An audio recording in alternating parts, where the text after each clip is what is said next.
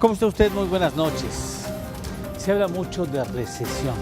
Se habla de recesión en la economía mexicana y se habla de recesión en la economía mundial. Pero ¿qué es la recesión? ¿Cómo se va a manifestar? ¿Qué daño nos puede hacer? ¿Cómo saldremos de ella? Y lo más importante, el presupuesto que se habrá de ejercer en el 2020, ¿tiene contemplado atender el asunto de la recesión? Ese es el tema de hoy. No se vaya, aquí a fondo.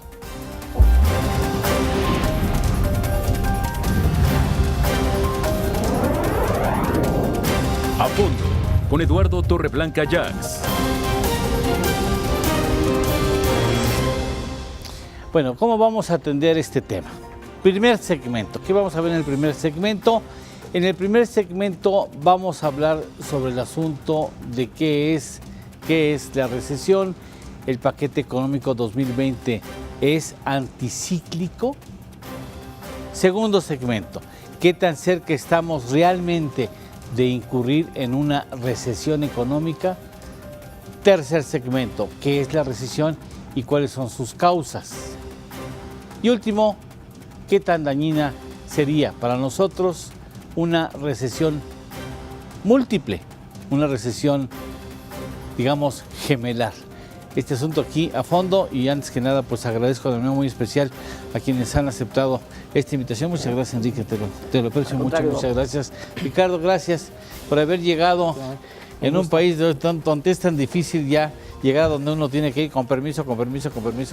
Bueno, debo decirles a los invitados, ya lo saben, antes de que empezamos el programa lo comenté, venía de Querétaro, a las 10 de la mañana salí de Querétaro y llegué a PCTV directito de Querétaro, 12 horas. 8 horas y media después. Qué horror, qué horror.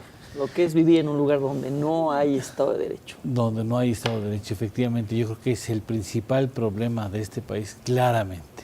Pero bueno, estamos aquí con mucho gusto con ustedes. A ver, primero que nada voy a alterar ligeramente el orden del programa, porque mucho se habla de la recesión, la posibilidad de que el tercer trimestre del presente año tenga un Producto Interno Bruto ya con signo negativo, lo que no implica que estemos en recesión, no al menos oficialmente.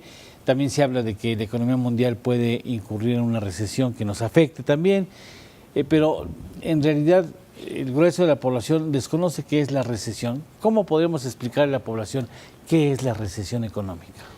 A ver, desde el punto de vista teórico, clínicamente hablando, son 2 trimestres consecutivos sin crecimiento. De hecho, el presidente López Obrador, el trimestre pasado, celebró que no habíamos estado en recesión porque hubo un ligero crecimiento de 0.2%. Entonces, pues eso es muy mediocre, es un crecimiento nimio, cero, pero teóricamente no estamos en recesión.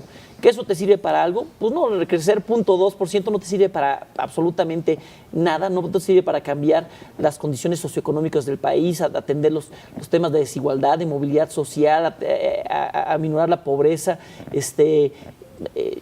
Claramente eso no es lo que sirve, pero teóricamente, desde el punto de vista técnico, nos salvamos de ser calificados como un país en recesión, aunque no teníamos nada de crecimiento, ¿no? ¿Significa que la economía se hace más pequeña? Significa que, bueno, recuperando lo que dice Enrique, es la caída, técnicamente la caída de 2 trimestres consecutivos y una caída generalizada de toda la actividad económica. Es decir, el consumo, la inversión, las exportaciones, la inversión pública, tanto pública como privada. Una caída generalizada en todos los sectores, en todas las actividades económicas, y los 2 trimestres... ¿En los 3 sectores? En toda la actividad económica. Digamos, en el sector primario, en el sector secundario, todo el aparato industrial, y en el sector comercio y servicios. Eso sería, pero tenían que caer todos porque todos. Por ejemplo el campo en los pasados meses, años quizá, el campo ha tenido una labor importante. Pesa Sí. poco contra el PIB, ¿no?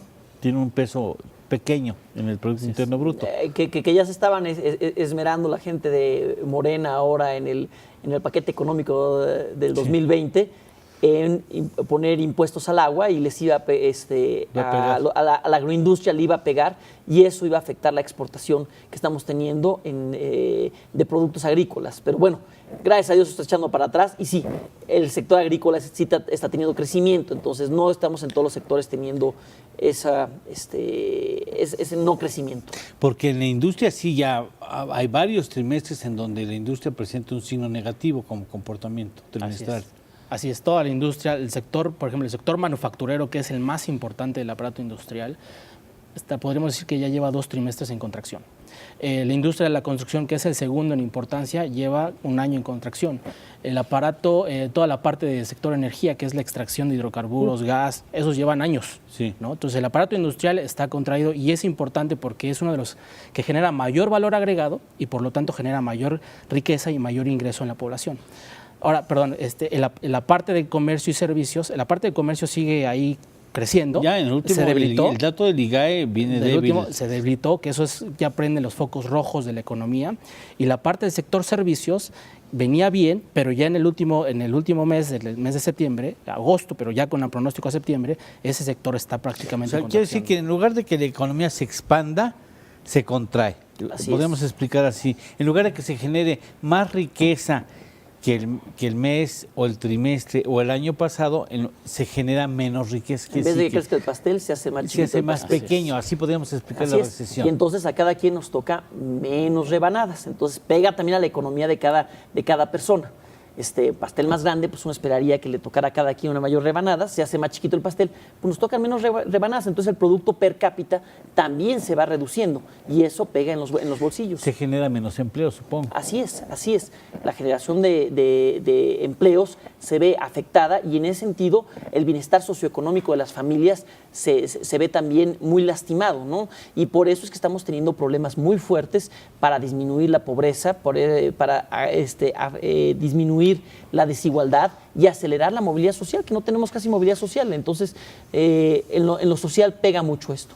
El secretario de Hacienda ha hablado de medidas anticíclicas, que podríamos explicar al público que es, mientras que la economía se contrae, lo que hace el sector público es expande el gasto. Así es. O la inversión. Así es. Procura ir contracorriente para propiciar que el sector privado también invierta, y entonces se haga menos evidente las consecuencias de la recesión. ¿Es correcto? Así es. Digamos que una de las políticas públicas de la política fiscal es mantener la estabilidad económica y en algún momento poner medidas anticíclicas o contracíclicas. Es decir, si la economía empieza a caer, lo que hace el gobierno es inyecta dinero básicamente es a través de inversión pública, a través de inversión física, que es el principal elemento que tiene para generar un efecto multiplicador en la economía, inyecta dinero para que esa caída amortigüe.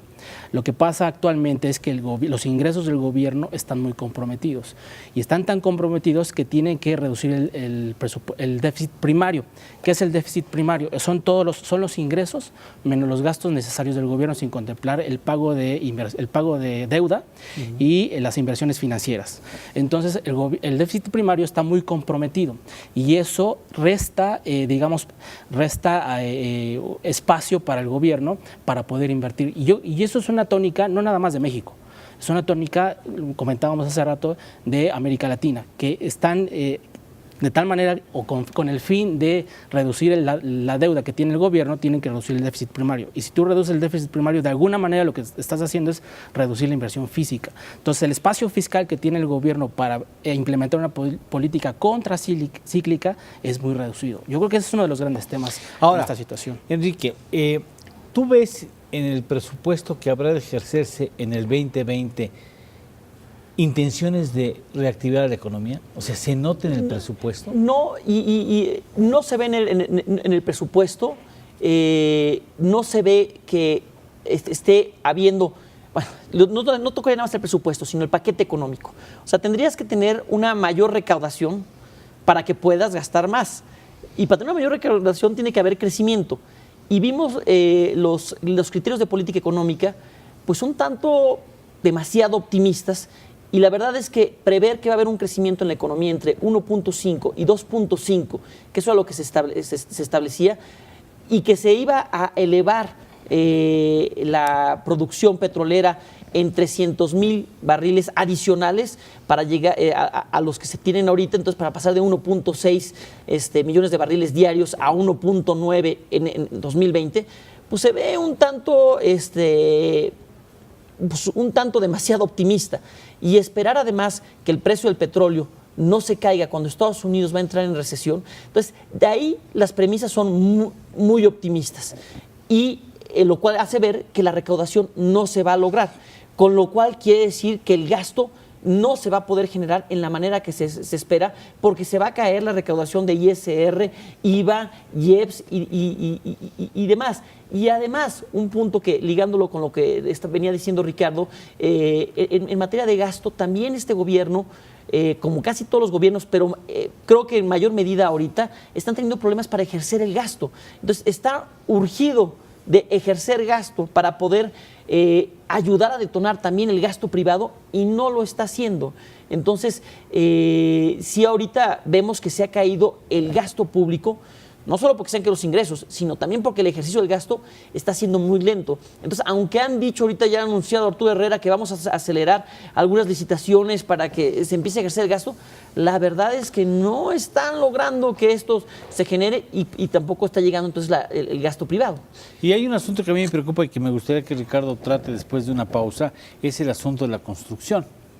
Porque la maquinaria económica tarda en arrancar, o sea, tarda en entrar en operación a plenitud, pues, o sea, es lento. Pero hay un sector, que el de la construcción, que sí puede reaccionar de manera mucho más acelerada, ¿no?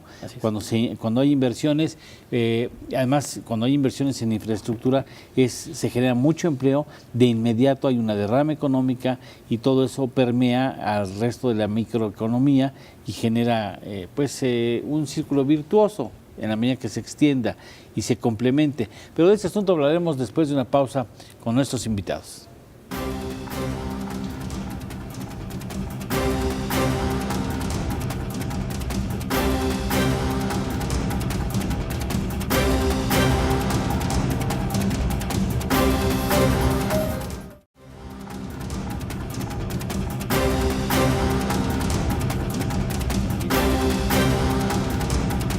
Pero no se ha dado el detalle. No, detalle no. Hay ya algunas señales, los desdoblamientos de concesiones carreteras, que ya justamente ayer, en esta semana sacó la Secretaría de Hacienda, algunos en puertos, pero no se ha dado a conocer tal cual el presupuesto, el proyecto del Plan Nacional de Infraestructura, ¿no? Pero lo que bien, como bien dice Enrique, está basado, dado esta restricción fiscal que tiene el gobierno, está basado en asociaciones público-privadas, lo cual no es malo. No es malo, porque es la tendencia, además, es la tendencia mundial, ¿no? Sí, pero también tienes que saber armar muy bien esas asociaciones público-privadas para que no descansen todas necesariamente en el presupuesto, en recursos públicos. Hay proyectos que podrían ser financiados primordialmente por los privados, pero casi todo el mundo se recarga en el presupuesto y dice, mira, hago la obra, y que la fuente de repago sea con cargo al gobierno. Digo, hay carreteras que sí dan el peaje para irlo pagando, y tienes un ingreso mínimo garantizado para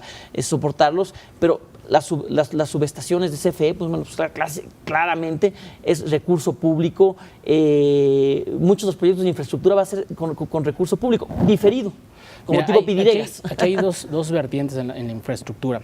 Los que tienen retornos de inversión económicamente viable, y los que tienen retornos sociales o socialmente viables. Los que tienen retornos sociales son las carreteras que el peaje no da para que un privado invierta. Pero interconecta regiones. Es importante porque incrementa la productividad, la competitividad y ahí es donde el gobierno tiene que entrar. Por ejemplo, mencionas el caso de electricidad o de la generación de electricidad. Justamente en estos días CFE acaba de anunciar planes de inversión a través de los Pidiregas, que es una forma de asociación público-privada, porque son proyectos que el mismo producto o el mismo producto que genera esa inversión tiene un retorno de inversión que permite pagarle al privado obviamente con carga o con la garantía del Estado, y permite que el Estado obtenga esos recursos para pagar al privado.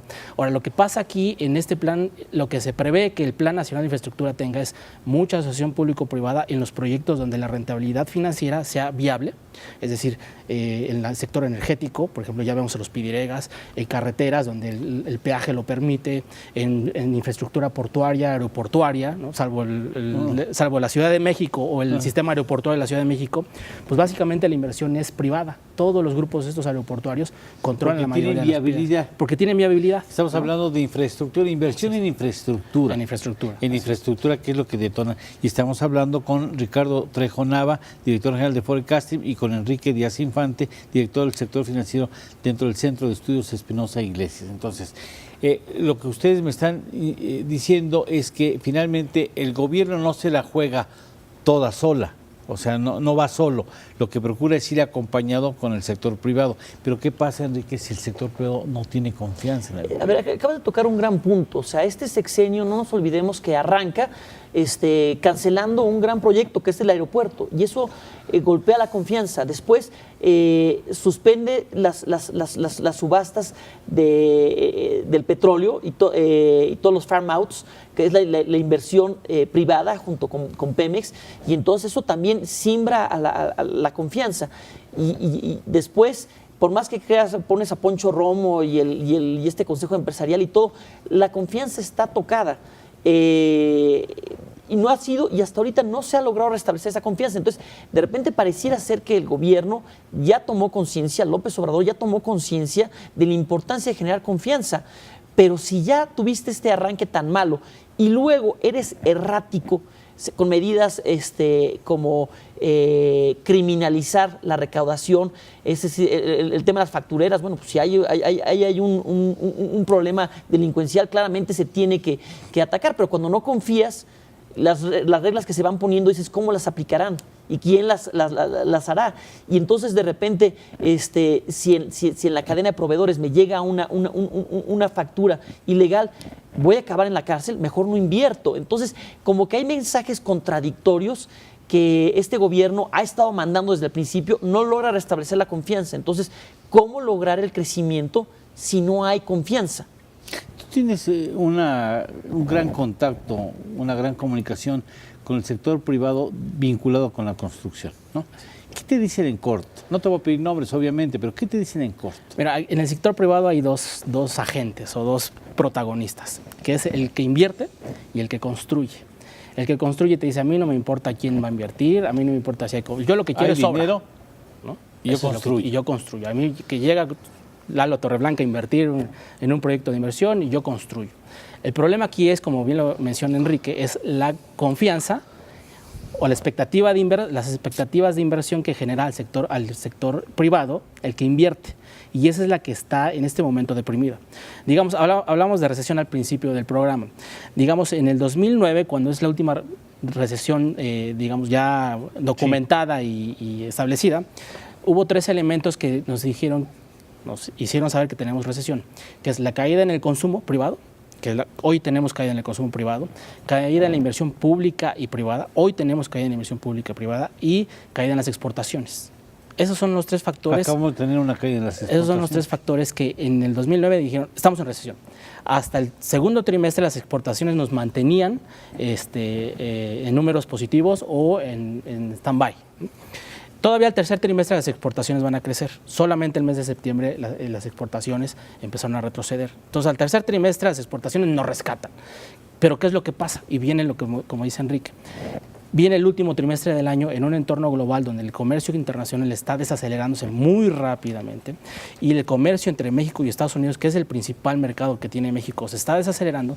Es muy probable ahí que si el comercio internacional o las exportaciones que genera México y que van a Estados Unidos caen, tendremos un cuarto trimestre negativo. Y ahora sí estaríamos hablando de prácticamente una recesión, quizás muy corta, pero una recesión. Ahora, tenía que entrar con este corolario,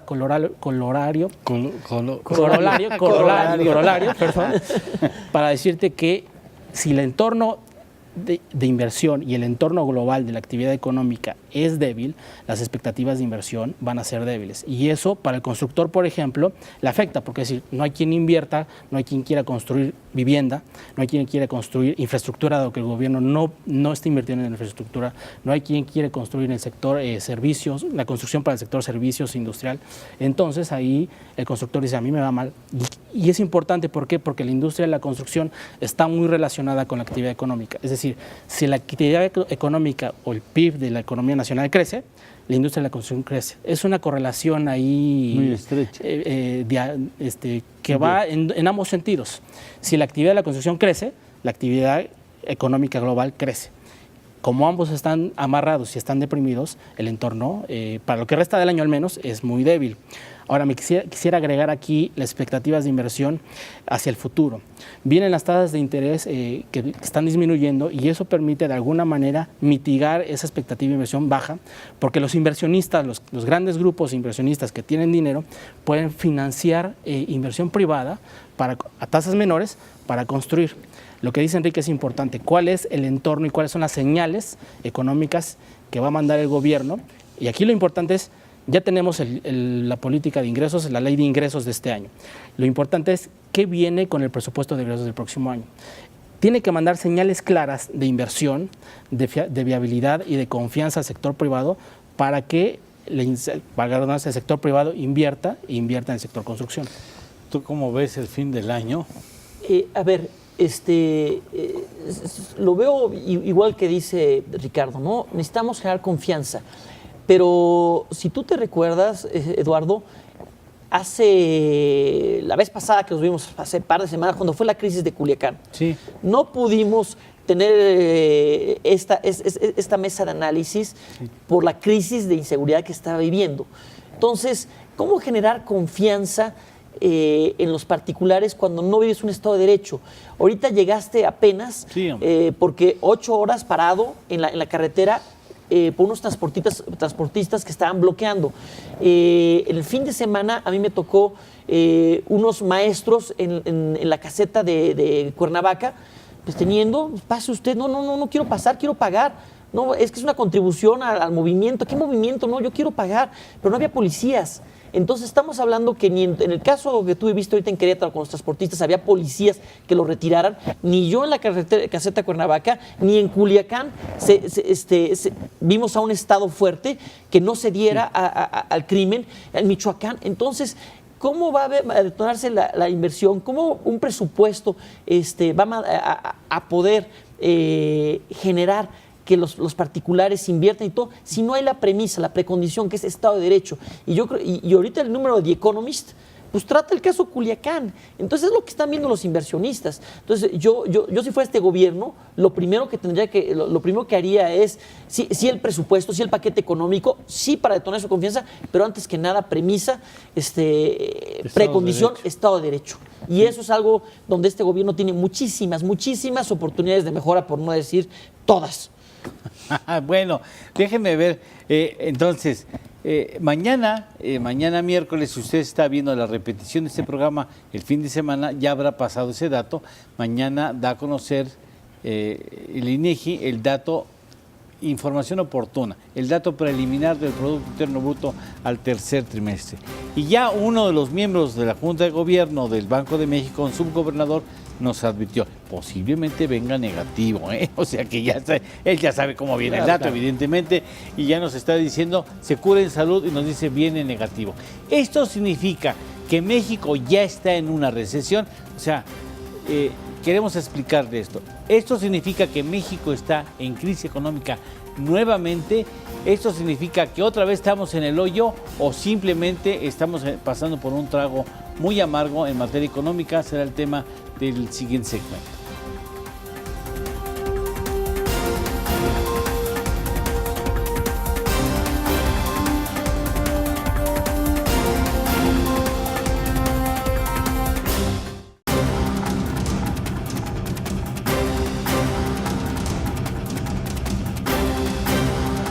Favorablemente al gobierno de López Obrador, lo está calificando favorablemente en la última medición de garantía.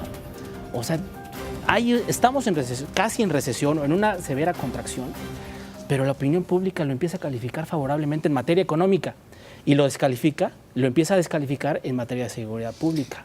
Ahora, ¿No? Ese es un dato. si el dato que se da a conocer en pocas horas más, menos de 12 horas por delante, fuera negativo,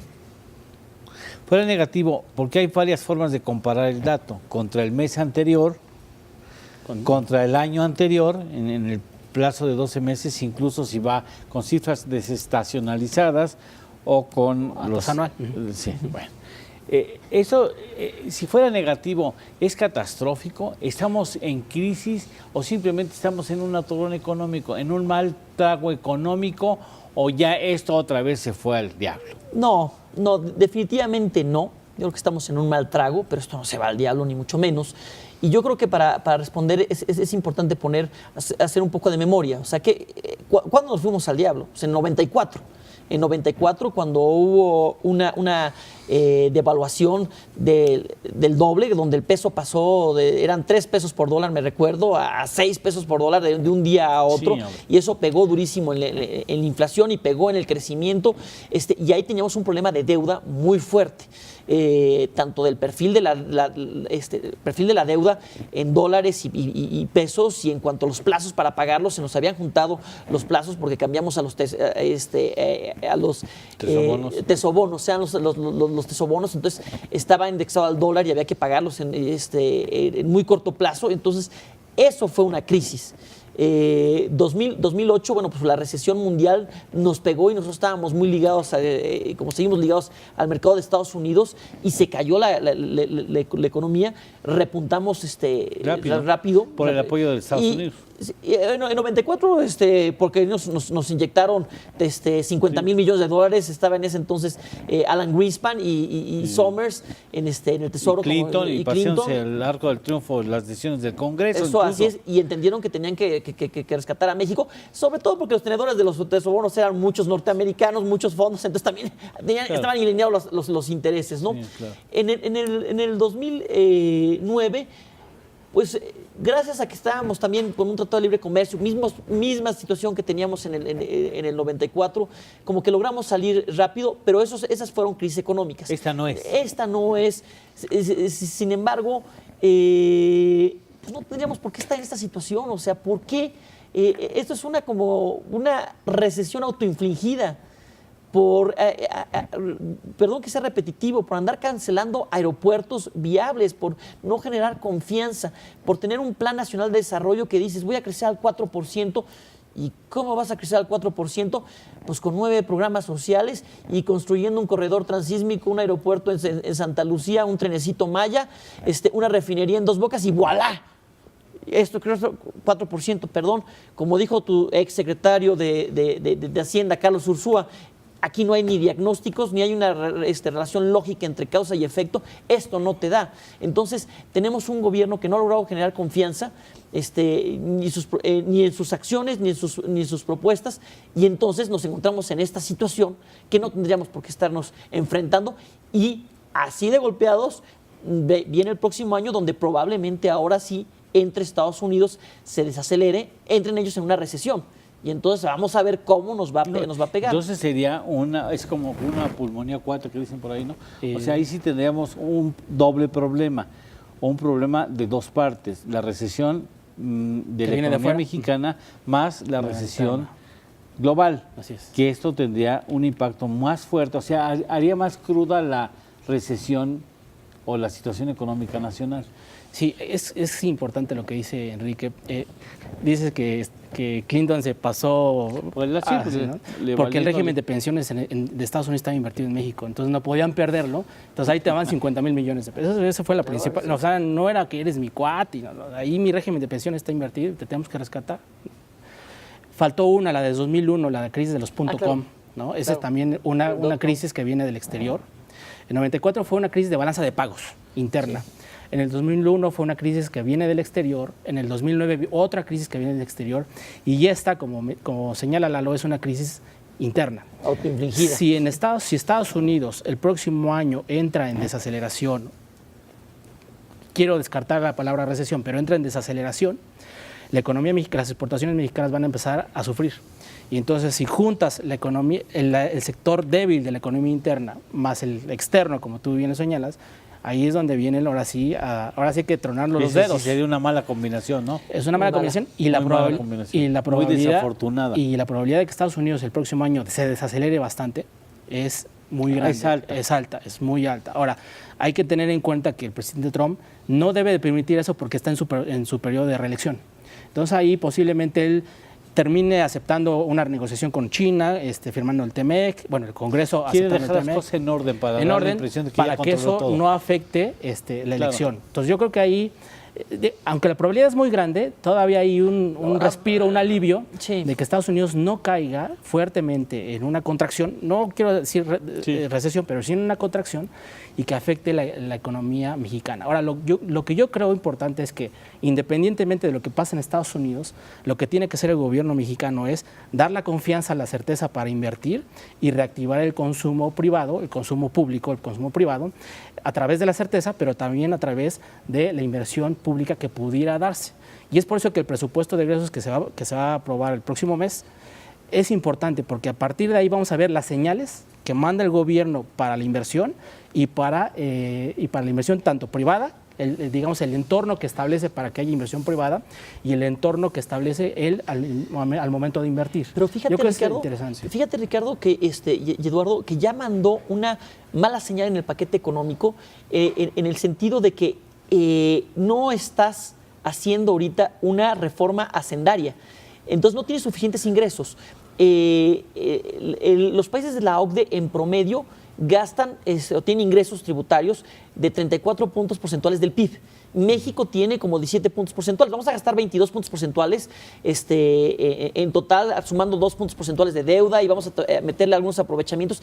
Pero en realidad, ICR tenemos ingresos por 9 puntos porcentuales, más o menos IVA como 4 puntos porcentuales, poquito menos ahora vamos a tener. IEPS le vamos a meter algo, aprovechamientos. A lo que voy es, no tenemos unos ingresos sanos ni suficientes. Entonces ahorita este gobierno está esperando que pasen las elecciones del 2021 y ahora sí una reforma necesaria y urgente. ¿Por qué no? ¿Por qué hasta ahorita? ¿Por qué te vas a esperar tanto? Igual y cuando ya lo hagas vas a tener que utilizar para tapar boquetes. Y eso lo comento, Ricardo, porque coincido 100% en tu diagnóstico, en el sentido de que Estados Unidos todavía se va a aguantar un poquito por las elecciones, pero tendríamos que ya estarnos preparando para que sea el mercado interno, el mercado doméstico, el que detone la economía. Pero está muy debilitado porque no va a tener los ingresos tributarios, porque no está creciendo el país y porque no has hecho una reforma hacendaria. Entonces, ¿de dónde vas a gastar? ¿A qué le vas a quitar si además lo andas regalando en INIS y en otras cosas? Ahora, ese es importante, pero mira, es un asunto importante el que dices. Yo digo, si ya comprometiste que no va a haber aumento de impuestos o aumento en las tasas de los impuestos existentes, ¿qué te impide hacer una convocatoria desde el principio de tu régimen a colegiados, a especialistas, a grupos empresariales, a organismos empresariales? A ver, tenemos 3 años o tenemos casi 3 años para hacer una reforma hacendaria. Preparémoslo con calma, porque va a entrar en el 2022 o en el 2023, pero tienes 3 años preparando una reforma que te va a dar la consistencia necesaria para soportar tus programas sociales y generar un programa, un paquete hacendario que realmente convenza a toda la sociedad, ¿no? O sea, ¿por qué no lo prepara? ¿Por qué lo va a preparar hasta el último año? Es absurdo. Totalmente, totalmente. Ya ahí es la racionalidad electoral y es anteponer el poder a las necesidades económicas. Entonces, López Obrador está consciente que tiene que hacer una reforma hacendaria, como está consciente que tiene que hacer una reforma pensionaria y que está comiendo gran parte del presupuesto. Ya se está llevando eso 16% más del presupuesto. Entonces, él está consciente de eso, pero está esperándose hasta el 2021. Pero bien podría, como tú dices, desde ya estar convocando y ya estar discutiendo. Claro. Pero no quiere mandar ninguna señal, ¿verdad? No. No quiere lastimar al electorado. López Obrador es un gran presidente, pero de Morena. no de México, o sea, está pensando electoralmente y está pensando en cómo fortalecer a Morena con miras al 2021. Pero lo que necesitamos los mexicanos ahorita es una reforma hacendaria para que después los ingresos, cuando se haga esta reforma hacendaria, no se gaste o se malgaste en tapar hoyos, sino que lo pudiéramos estar gastando de ya en una seguridad social universal, que eso sería una política equitativa, que invertirías más en salud. Ahorita lo que estamos invirtiendo en salud y en educación es la mitad de lo que gastan los países de la OCDE. Y si invirtiéramos en más capital humano, podríamos generar crecimiento, y generando generando crecimiento podríamos subir la recaudación. Sería un círculo virtuoso. Y eso sería un gobierno de izquierda que avanzara a la equidad a través de invertir en educación, en salud y en infraestructura, en la construcción, pero premisa una reforma hacendaria. No, Yo creo que, a ver, está sí, lleno, sí. Yo creo que aquí hay dos temas importantes hablando de reforma hacendaria. Uno es la evasión. Tenemos digamos, en proporción del PIB, el gobierno recauda 21.5%. ¿no? Y entonces, si tú pagas el gasto corriente, el costo financiero, las pensiones y participaciones, te acabaste el presupuesto. Sí. Ya no hay inversión, ya no hay dinero para invertir financieramente hablando. Entonces, una es la evasión, y creo que ahí está haciendo su trabajo para eliminar la evasión fiscal y incrementar los recursos. Y la otra es la reforma hacendaria. El problema de la reforma fiscal, de moverle a los impuestos es: ¿afectas al electorado? Sí, políticamente sí estás pegando al electorado. Pero si tú le mueves 1% al ISR, 1% al IVA, no estás afectando solamente al electorado, estás afectando a los inversionistas, porque son muy sensibles si les subes tantito al ISR o les bajas, o haces un ISR progresivo. No ISR. Y si le pegas al IVA, entonces estás afectando a los consumidores. Hay que ser muy cauteloso, porque si le pegas al IVA, entonces tu consumo global, el consumo de la economía interna, lo puedes perjudicar. Y ahí estamos hablando de que en una situación donde la economía está muy débil, no puedes darte el lujo de decir: vamos a hacer una reforma fiscal en este momento para incrementar los ingresos presupuestarios una vez que combatimos la evasión fiscal, pero hay que tocar a los impuestos. ¿Y cuál es, por ejemplo, la receta que dicen? No puedes pegarle al ISR. ¿Aquí nos vamos? Al IVA. Sí. Y entonces, si le pegas al IVA, tienes un problema, porque le estás pegando a lo que tú dices, a esos grupos sociales más desfavorecidos que gastan su mayor porcentaje en alimentos y medicinas. Digamos. Sí, yo entiendo. Pero déjame terminar, sí. Nada más. Ahora, si tú le pegas al IVA, está bien. Se recauda a través de IVA y se establecen recursos, se canalizan los recursos para esos grupos sociales. Seguridad social universal. Estoy de acuerdo. Exacto. Pero en un entorno de corrupción no puedes darte el lujo de decir: acumulé 100 pesos extras por IVA y se los voy a dar a los grupos sociales, porque no van a llegar en un entorno. Lo acabas de mencionar en ese momento. El Estado, el aparato institucional del Estado es muy débil. Entonces no puedes darte ese lujo. Ahora, estarías en contra políticamente de un grupo de la sociedad, pero también le estarías pegando al consumo. Hay que tener mucho cuidado en eso. Déjame ir a una pausa. Déjenme una pausa, porque ya vamos al último bloque.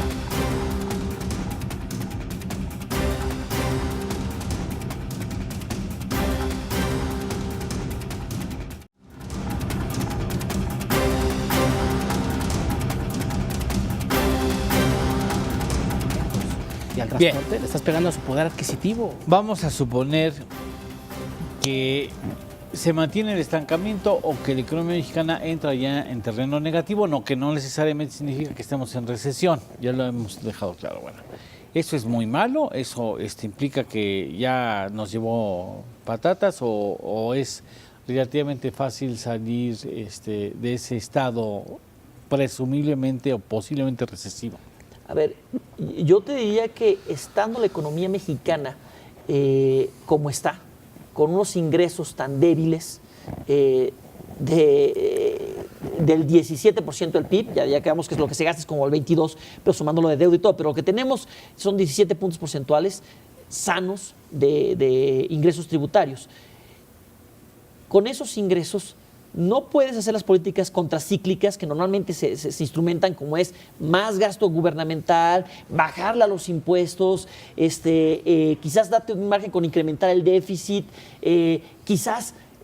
o incrementar la deuda, bueno, porque además ya prometiste no incrementar la deuda. Entonces, este gobierno se ha autocortado muchas de las herramientas que necesitaría usar para salir de una recesión, y no está, que es subir impuestos y incrementar la deuda. Ya dijo que no. Entonces, como que de repente tus herramientas están limitadas para poder salir de una crisis. Entonces, dadas las circunstancias, no, o sea, normalmente no debería ser difícil con políticas contracíclicas, pero dadas las circunstancias sí va a ser difícil. Es difícil porque, bien lo señala Enrique, el presupuesto está muy acotado, está muy limitado. Básicamente tengo ingresos para pagar lo básico, ¿no? Yo tengo ingresos para pagar mi renta, mi comida, mi vestuario, mi transporte, y no tengo para más, no tengo para invertir. Ese es, digamos, que el símil de la economía, de los presupuestos del gobierno federal. Están comprometidos al 100% y por eso es que tiene que incurrir en una deuda de 2.5%, dice, el próximo año, ¿no? Entonces yo creo que por esa vía es muy difícil. Yo creo que la vía la más importante es que ponga o establezca los lineamientos y los incentivos, porque es el sector privado el que va a sacar a la economía o el que la va a rescatar, digámoslo así, la va a rescatar de la recesión o la va a rescatar finalmente para que privada. El sector privado es el único que no tiene confianza. Que no tiene Ese es confianza y el lo está tema. invirtiendo, Ese es entonces el no va a tema. haber crecimiento. O sea, es que si no hay más crecimiento, no puede haber una mayor recaudación, no puede haber más gasto. Entonces, como que todo el círculo virtuoso que se necesita detonar para salir de una recesión, como que no se ve que esté en su lugar. Entonces, pero sí, premisa, tú lo has dicho, Eduardo, es confianza. Y es un sector privado que no tiene confianza. Entonces, urgentemente, a ver, digo, si me permitías en el mundo de lo que es, si de repente Aladino me dijera, Enrique, ¿qué quieres que se haga en este momento? Que se retome el aeropuerto. ¿Quieres ganar la confianza? No, por eso es que puse que si fuera el mundo mágico, ¿no? ¿no? No hacer este sistema de aeropuertos y aeropuertito ahí en Santa Lucía, toda Aeroméxico y las demás líneas aéreas dicen, oye, yo no puedo operar con 2 aeropuertos. Son ese tipo de cosas que realmente no generan confianza. El Plan Nacional de Desarrollo Comercial no genera confianza. Entonces, y ahora entra una recesión, y dando que no tienes recursos públicos, necesitas los privados, y los privados dicen, pues dame confianza, y no estás dando confianza, y además, vuelvo al tema, Estado de Derecho, Culiacán, Michoacán, de veras, así voy a invertir. Me están diciendo que los elementos fundamentales para no profundizar el estancamiento e incurrir en una recesión están en terrenos que no están vinculados estrechamente con la economía, al menos teóricamente, como es la confianza y el respeto al Estado de Derecho. Son elementos fundamentales sí, para poder recomponer la actividad económica. Sí, la confianza está muy relacionada con las expectativas de inversión. El Estado de Derecho no estrictamente, es una parte que te da confianza. Yo creo que lo del aeropuerto de Texcoco ya está descontado. De alguna manera ya está descontado. Digamos que la señal clara que vamos a ver es, por ejemplo, a partir de las asociaciones público-privadas. Allí es donde el gobierno va a poner el punto de decir, voy a respetar el Estado de Derecho y voy a respetar las inversiones. Yo creo que ese es un punto, y a partir de ese punto hay que estudiarlo. Yo creo que ese es un dato que sin duda tendremos que debatir. A partir de ese momento, a partir de que se publique ese proyecto de Plan Nacional de Infraestructura y que se detonen las asociaciones público-privadas, que es lo que parece que va a suceder, ahí es donde el gobierno va a decir, a ver, señores, voy a respetar las inversiones, voy a generar Estado de Derecho para sus inversiones, y ahí es donde se va a empezar a generar una espiral virtuosa. Y después sale una comunidad que no está de acuerdo con que se realice una determinada ampliación de ese es el elegido de no sé qué. Y entonces vas ese es el tema, el Estado de Derecho. Entonces reculas y vas para atrás, y entonces los privados que ya metieron la lana decimos, ¿cómo que no? Si ya metimos el dinero. Y por otro lado aparece el SAT y te dice... El Estado de Derecho es en las zonas económicas especiales, ¿no había ya 40 y tantos mil millones de dólares comprometidos? Sí, se cancelaron. Sí, el Estado de Derecho es el tema. Y el tema de la miscelánea fiscal, o sea, estamos hablando del no Estado de Derecho, lo que afecta todo eso, y por otro lado también estas señales contradictorias. Quieres generar la inversión y mandas una miscelánea fiscal que criminalizas al inversionista. Entonces, ¿con qué miedo? O con ese miedo, ¿cómo vas a invertir? Por un lado, no tengo la certeza de que no va a haber invasiones, que no va a haber grupos sociales. Y por otro lado, no sé si voy a acabar en las rejas, porque de repente aparece una factura que un proveedor la falsificó y es por más de 7 millones de pesos, y entonces pues ya encuadro en en el delito Y puedes tipificado. perder la propiedad si le Así es. extienden un poquito más el claro, criterio claro, extinción de con la dominio. extinción de dominio. Claro, entonces ese tipo de cosas no generan la confianza para que venga la inversión. ¿Tú qué esperarías, ya para finalizar, tú qué esperas? Yo creo que el Estado de Derecho es importante. La ley... Pero se mantiene el estancamiento, entramos a terreno negativo, se profundiza el estado negativo. Yo creo que ¿El en PIB? en el último trimestre del año vamos a tener ¿Es el crítico? Mira, nosotros lo que estimamos es que el crecimiento de este año 2009 va a ser cero. Un tercer trimestre negativo, un cuarto trimestre probablemente negativo y el acumulado anual es cero. Ese va a ser el crecimiento de este año, estancado. Ese digamos, el escenario... ¿Tú coincidirías? Sí, El sí, escenario la es- tendencia lo va señalando. El escenario es ese. Es un cuarto trimestre con probabilidad de ser negativo de por ahí del 0.1. El cuarto trimestre, el tercer trimestre va a ser negativo por ahí del 0.4. Entre el 0 y 0.5. Cero. O negativo. El último va a ser de 0.3. Entonces, en los 4 trimestres acumulan cero. O sea, el primer trimestre fue el positivo y fue el único. Entonces, este año la economía mexicana va a crecer cero. O no va a crecer, más bien. Va a ser similar al del año pasado. Ese es el crecimiento de Qué cero. barbaridad. Bueno, Y la probabilidad de que suceda es muy alta. Y el próximo año se cumplirán los bueno. criterios de política económica de crecer entre 1.5 con y ese 2.5. punto de partida, No se cumple. con ese punto, definitivamente yo no sé si el presidente toma en cuenta que ya no puede seguir hablando de un crecimiento promedio del 4%. Incluso ni siquiera llegar al último año en 4%. No, es difícil. Supongamos que el próximo año la economía crece 2%. A partir del 2021 y hasta el 2024, la economía tendría que crecer 5.6% para tener el promedio anual en el sexenio de 4. Enrique. 5.6% es muy Bueno, difícil. Pero ya nos dijo el presidente, lo importante no es el crecimiento, es el desarrollo. Como si no fuera una premisa el crecimiento para lograr desarrollo. Pues sí, es como para llegar a Tasqueña hay que pasar una serie de estaciones del metro previas.